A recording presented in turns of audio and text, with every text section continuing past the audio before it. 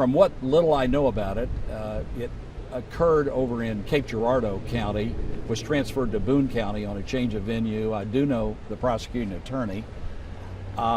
It's been 22 years, I believe, and it involved at least about 6 counts. I think 1 count of murder, which allegedly occurred in front of 2 small children.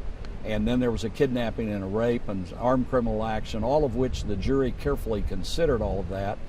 And I know that he was given 30 years on several of the counts to run consecutive. So it's pretty clear the judge and the jury didn't want him out. Then he was given the death sentence on the murder count. And it was carefully considered over all of these years. I know at one point he asked to be executed by firing squad, and he tried a lot of unusual arguments.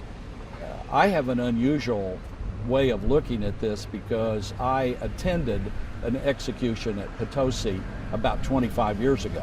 Several members of my family from the Joplin area were murdered, and so I've been a prosecutor.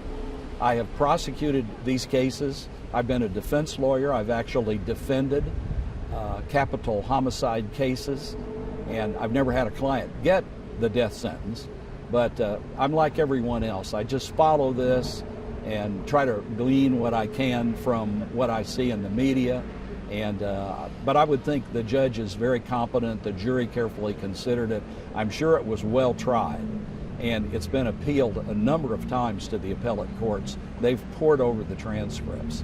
So at some point you have to say enough is enough. The buck stops here.